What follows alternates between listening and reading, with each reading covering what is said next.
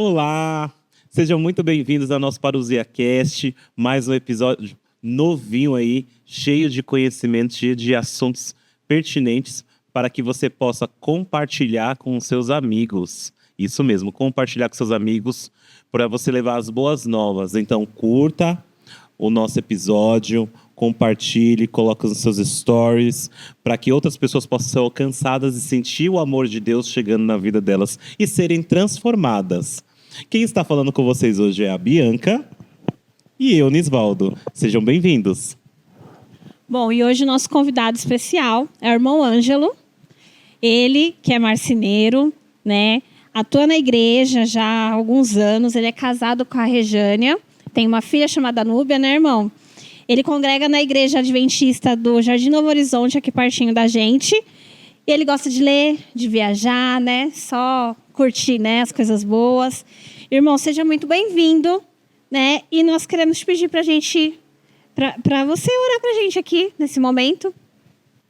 Boa noite a vocês que estão nos vendo nesse momento. Nesta reunião, vamos tratar de um assunto extremamente importante e profundo, que é o assunto da Trindade. Então, nós vamos orar, pedir a bênção de Deus aqui, para que Deus, o Espírito Santo, esteja conosco aqui, abrindo a nossa mente, tanto a nossa quanto a de vocês aí, que vai nos ouvir para vocês compreenderem melhor o tema da Trindade. Feche seus olhos, vamos orar. Querido Deus, amoroso Pai Celestial, nós te agradecemos por tuas bênçãos ser grandes na nossa vida, por fazer parte do teu povo que estão esperando a volta do Senhor Jesus Cristo. Nesse momento, vamos estudar um tema de suprema importância, que é a relação à Trindade.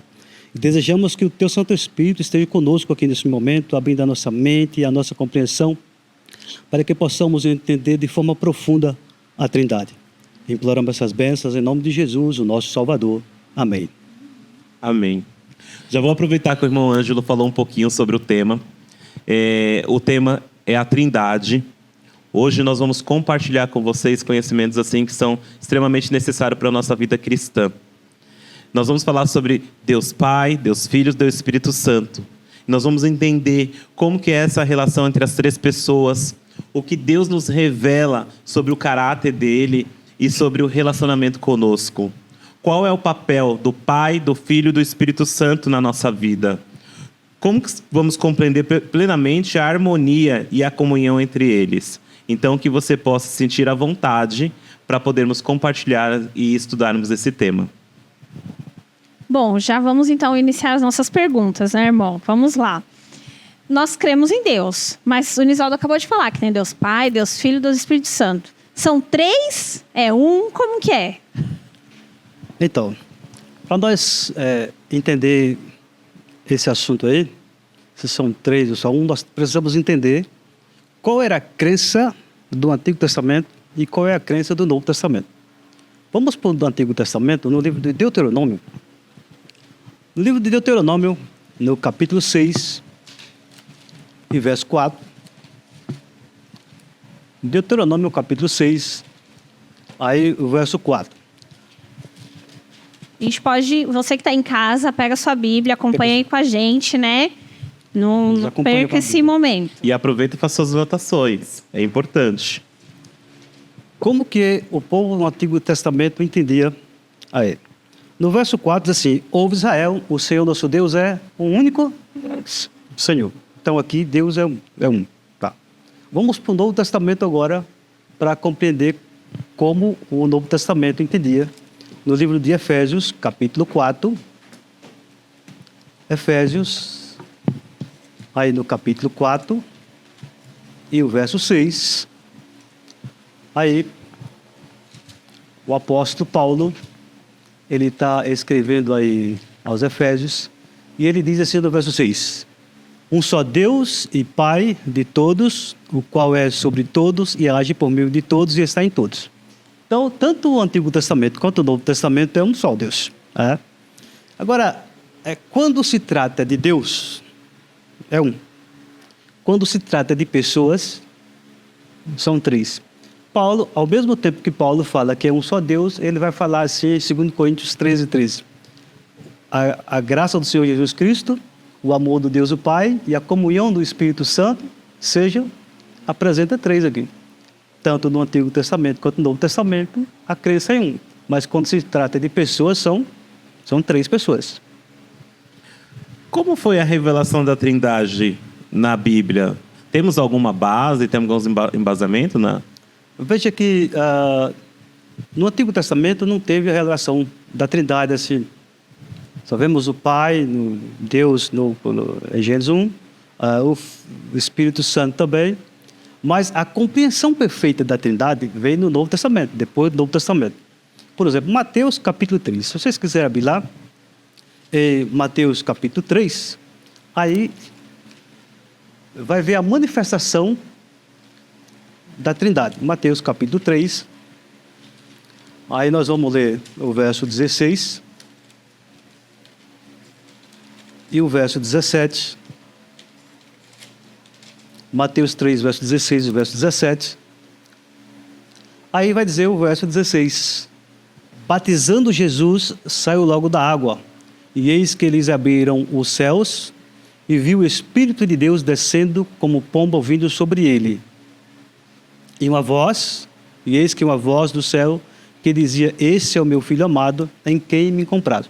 Aqui é a manifestação da Trindade. Por exemplo, Jesus estava batizando, o Filho estava batizando, Deus do céu, os céus se abriram, Deus, o Pai, falou: esse é o meu Filho amado, em quem me comprazo, e depois o Espírito Santo desceu em forma de pomba sobre Jesus. Aqui está a manifestação da Trindade. Agora, o Senhor Jesus, ele ensinou sobre a Trindade. No livro de Mateus, capítulo 28, aí no verso 19, Jesus, Mateus 28, verso 19, aí Jesus vai falar assim,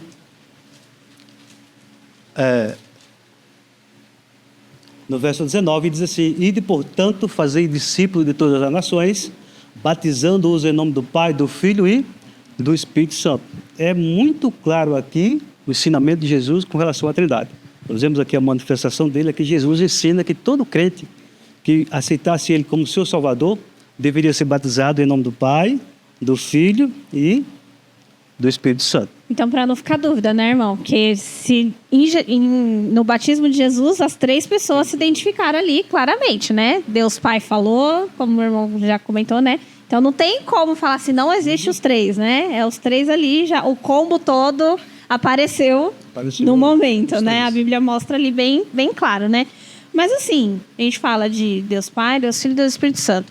Mas se a gente for ver, Jesus é menor que Deus? Porque, né? De Pai, Filho, né? Tem um diferencial, né? Tem essa coisa, quem é maior, menor do que o outro. Vamos lá. Vamos ler o texto para nós entendermos, que está em João, capítulo 14, no Evangelho de João. Você que está em casa aí também pode pegar a sua Bíblia. E nós vamos ler Jesus falando aqui. João, capítulo 14, verso 28.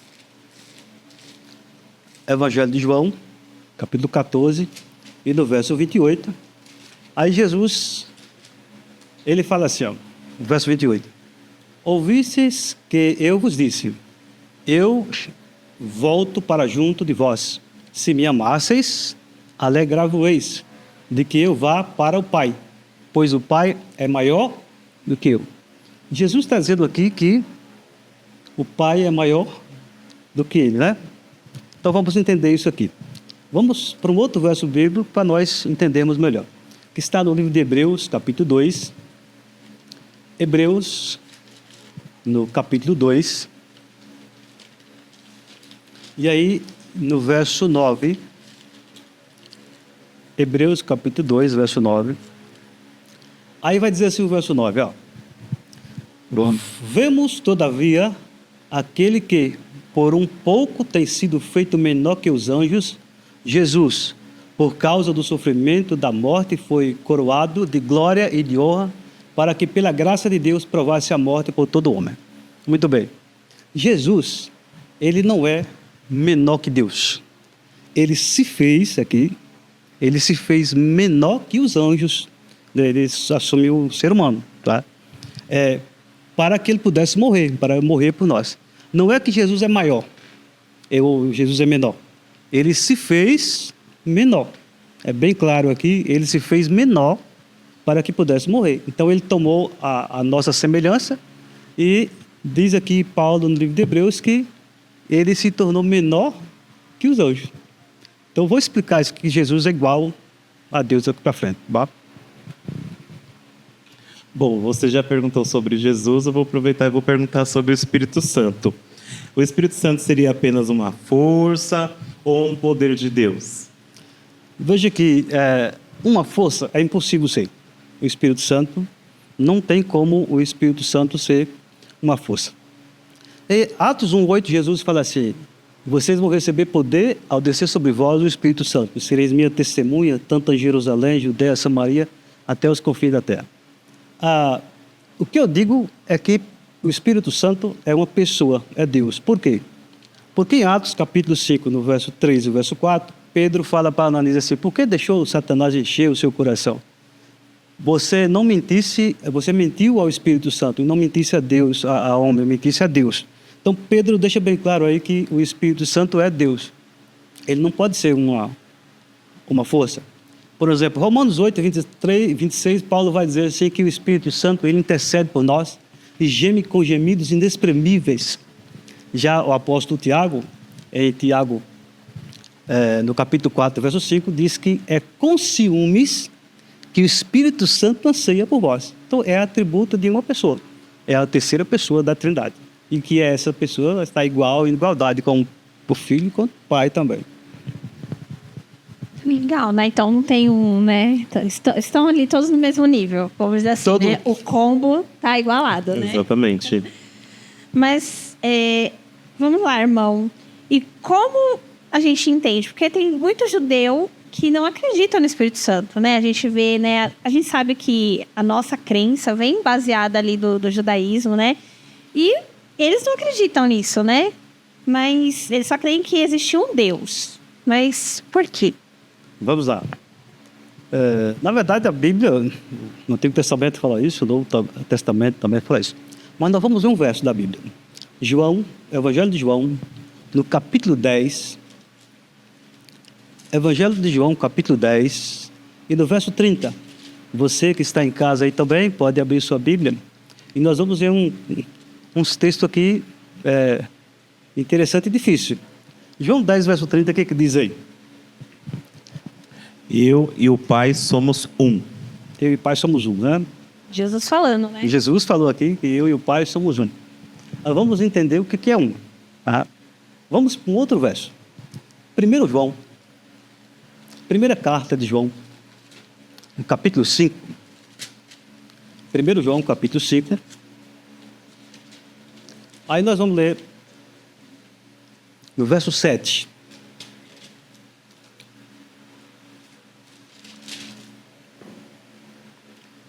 Diz aí o verso 7. Pois há três que dão testemunho. No céu. Continua. 8 também? Desculpa. Não, é só o 7. 5, 7. Pois há... tá. 5, 7. Pois há três que dão testemunho. O Espírito...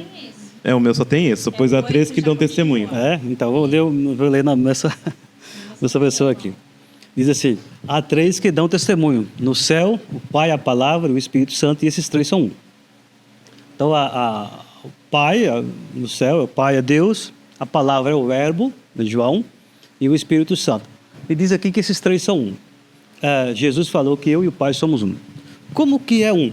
Precisamos entender a Trindade, precisamos entender como que é um. Um seria o mesmo ou um seria igual? Vamos ver na Bíblia, no Evangelho de João, no capítulo 17. Jesus falou que eu e o Pai somos um. E lá no livro de João fala que os três é um. No verso 17 aí. João. Capítulo 17. João capítulo 17. Aí nós vamos ler o verso 5 e depois nós vamos pular para o verso 9.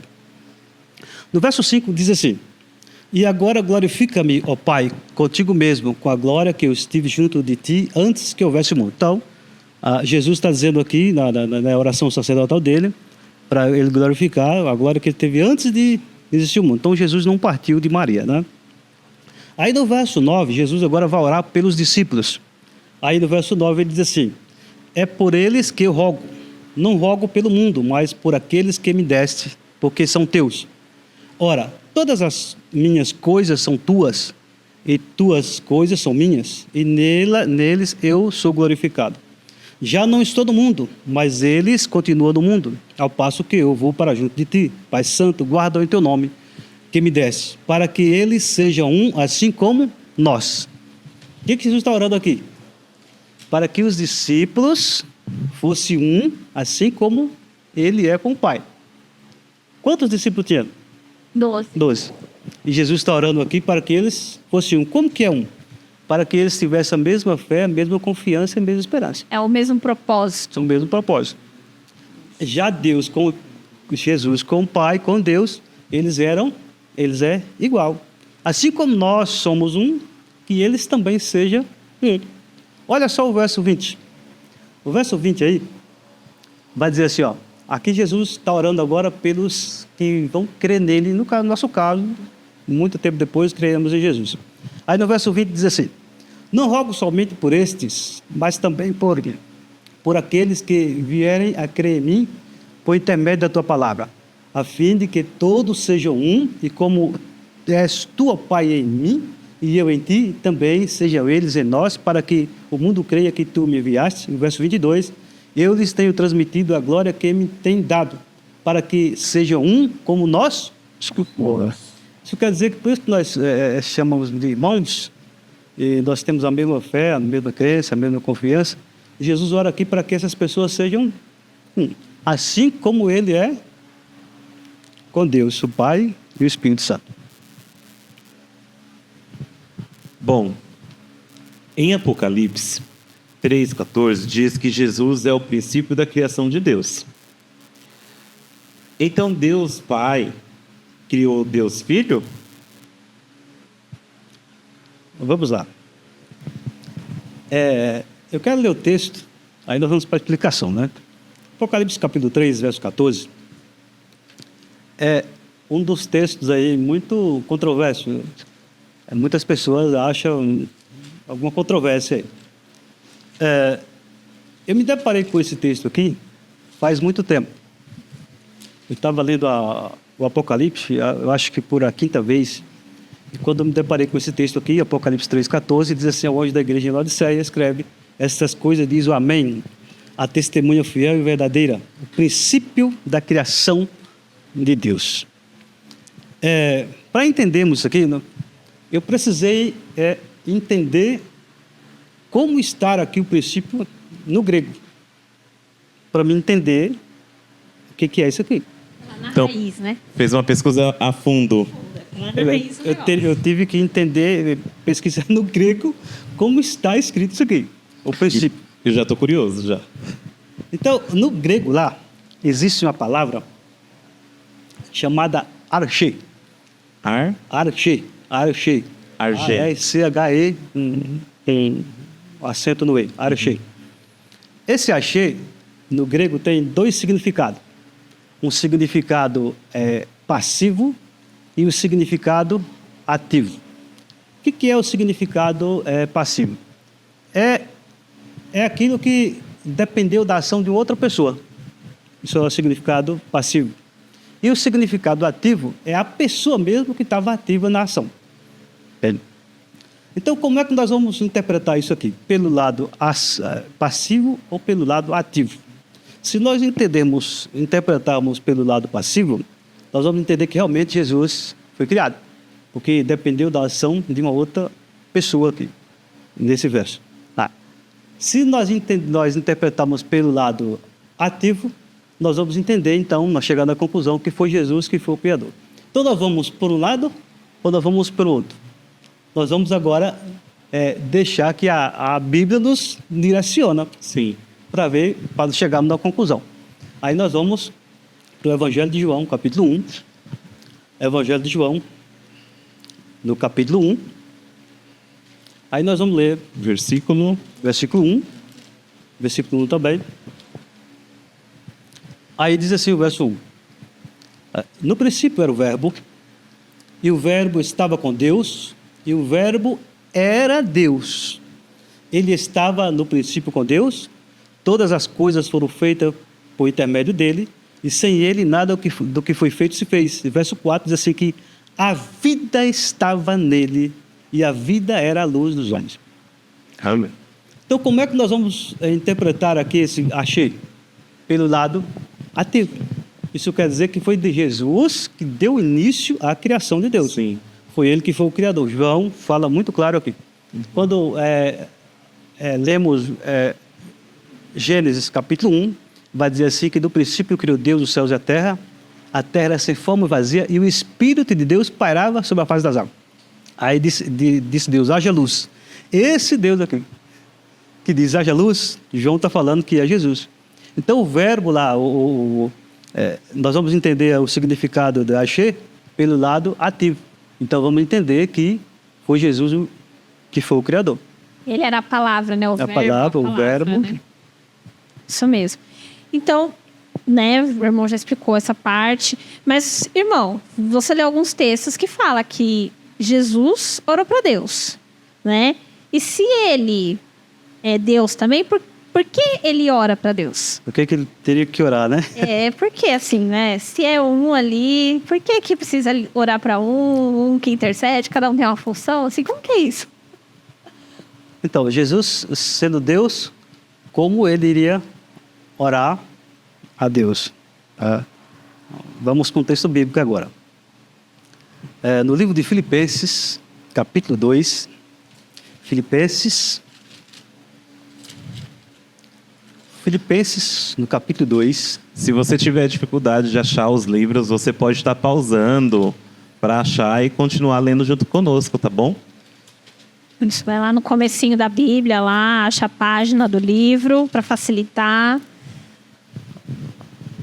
Chora aí, Filipenses capítulo 2. Sim. Do verso 5.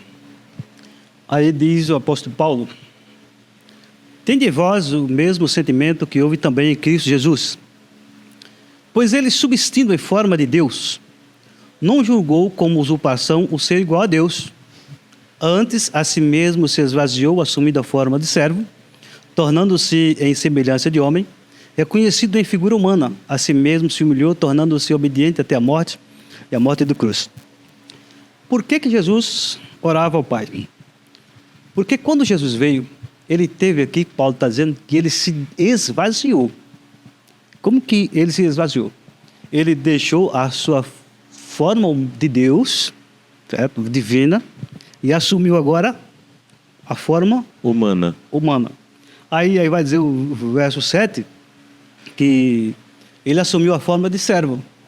E Acho que volta àquela parte que o irmão falou, né, antes. Que ele se diminuiu. Né? Foi menor que os anjos, né? Menor que os anjos. E ele assumiu a forma de servo. O que o servo faz? É obediente. Um bom servo é obediente. Então, por que Jesus precisava orar? Porque ele estava como humano. Se ele tivesse como Deus, ele não precisava orar. Ele estava como humano, como nós. Assim como nós precisamos orar ao Pai, Jesus também orava. Ele se esvazia, da sua divindade e assume a humanidade. Por que Jesus teve que fazer isso? Se Jesus não fizesse isso, ele não morreria. Deus não morre. Um anjo também não morre. Então ele teve que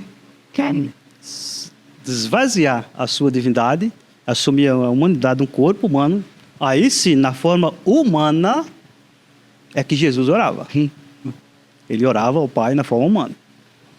Por isso que ele precisava orar. Aqueles que advogam que Jesus foi criado, dá para conciliar essa ideia com o único Deus? Não tem como. Não tem como, por quê? Porque Jesus não foi criado. Nós vimos aí, Jesus não foi criado, ele foi o Criador, ele não foi criado. Sabe quem é Jesus na Bíblia? Como a Bíblia apresenta Jesus? Olha só como é que a Bíblia vai apresentar Jesus. Em João, Evangelho de João aí, 1 João, na verdade, a carta 1 João, a epístola de João, primeira carta de João, no capítulo 5, e o verso 20. não tem como a ideia de que Jesus ele foi um ser criado. Não tem como conciliar ele como um único Deus. Não tem como, é impossível.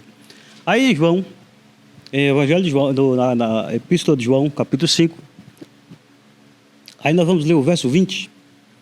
Aí o verso 20 diz assim: também sabemos que o Filho de Deus é vindo e nos tem dado entendimento para reconhecermos o verdadeiro. E estamos no verdadeiro, em seu Filho Jesus Cristo. Esse é o verdadeiro Deus e a vida eterna. Então não tem como conciliar Jesus aqui, criado para ser igual a Deus. João apresenta Jesus aqui como o verdadeiro Deus e a vida eterna. O Miqueias 5:2 fala assim: e tu, Belém, pequena demais para figurar entre as menores de Judá, de ti há de sair aquele que há de reinar sobre as nações, e cujo o tempo é desde a época do tempo da eternidade. Mostra Jesus como um ser eterno. João representa Jesus aqui como um grande Deus e a vida eterna. Então não tem como a ideia de conciliar um Deus criado como o único Deus verdadeiro. Não tem como. Mas como o irmão falou, né? Ali no Novo Testamento tem ali, já começa, né, o batismo de Jesus, tem a pomba ali, né? Que aparece como Espírito Santo. Mas e no Antigo Testamento? Tem uma menção ao Espírito Santo ali? Veja só. Existe menção do Espírito Santo no Antigo Testamento. O que não existe também é a menção do Filho.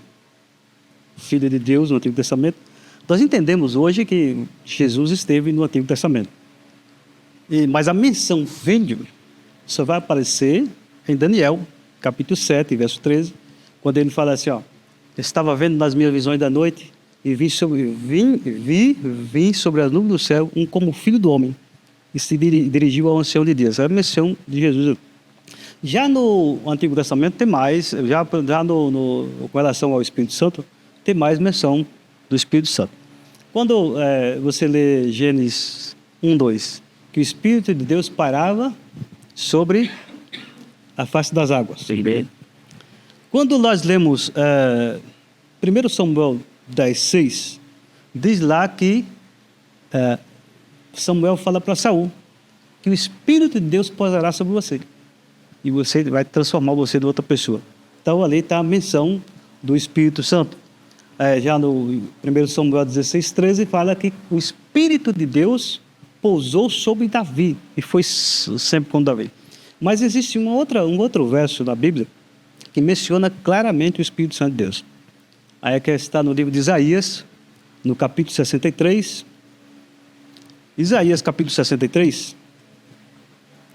Aí no verso 10...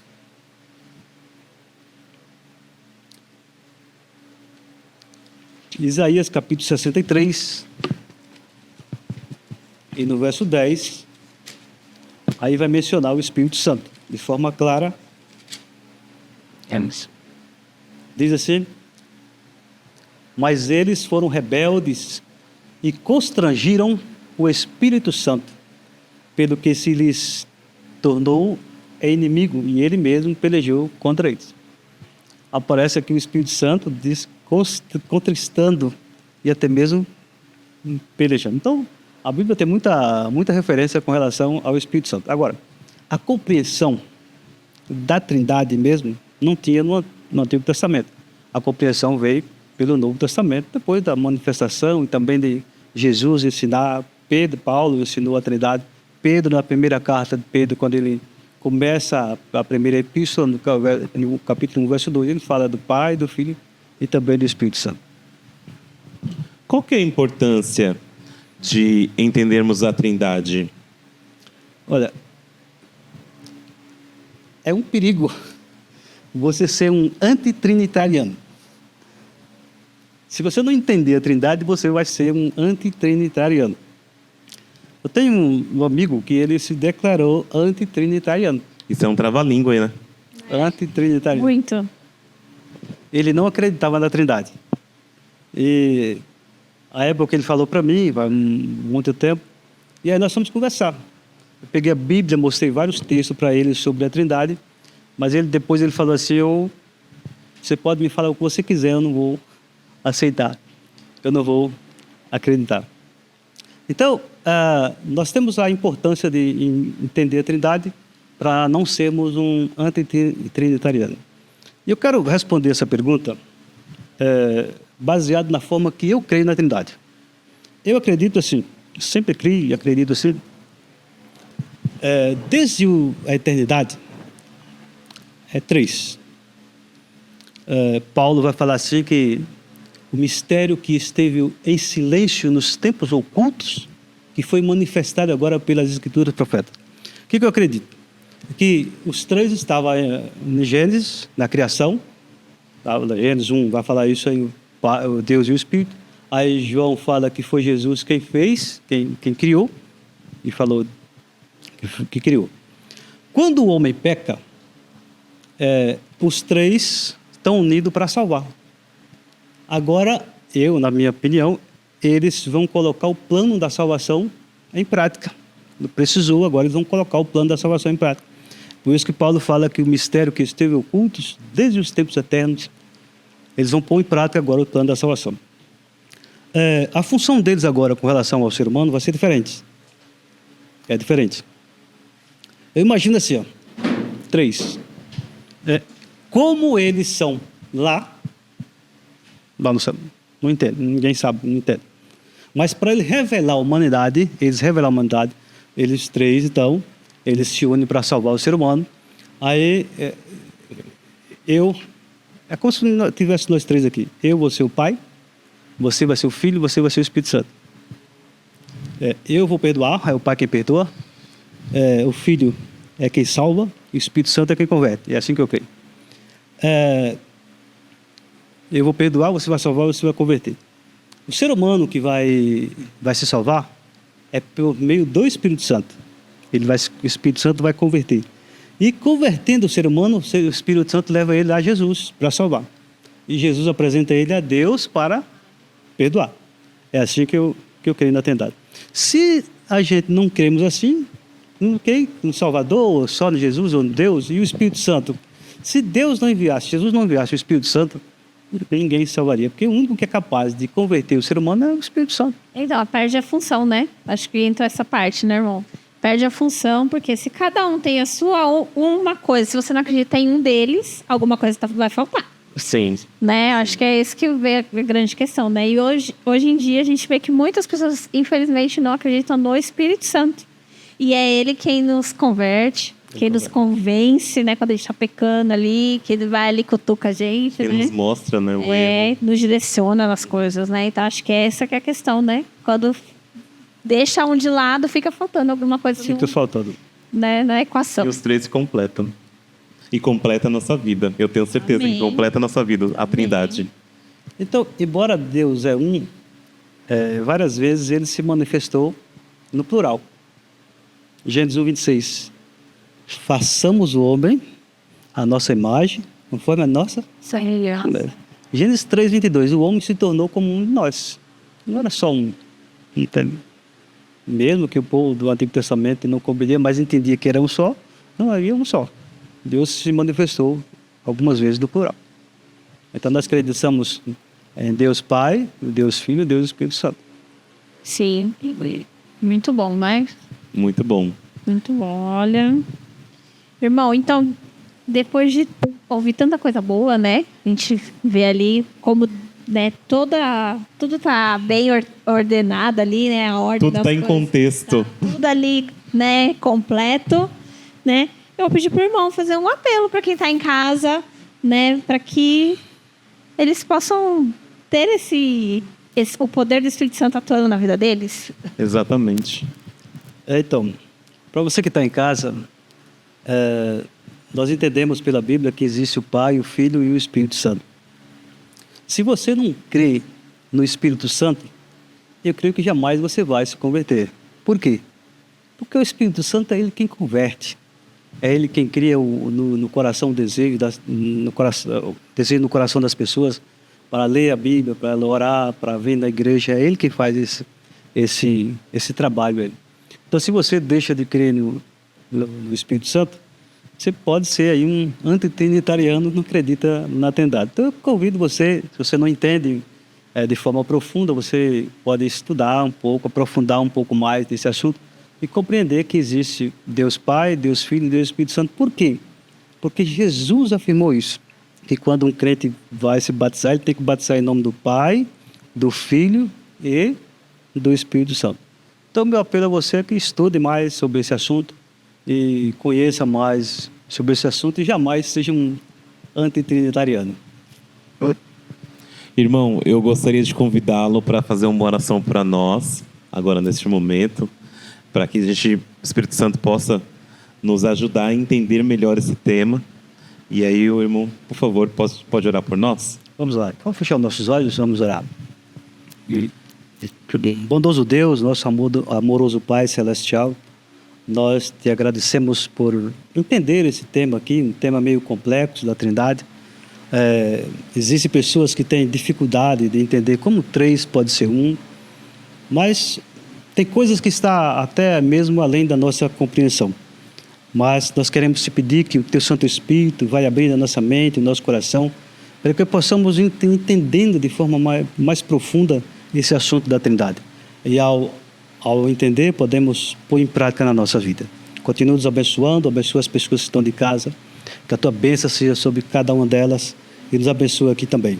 Nós imploramos essas bênçãos em nome de Jesus, o nosso Salvador. Amém. Amém. Amém. É isso, pessoal.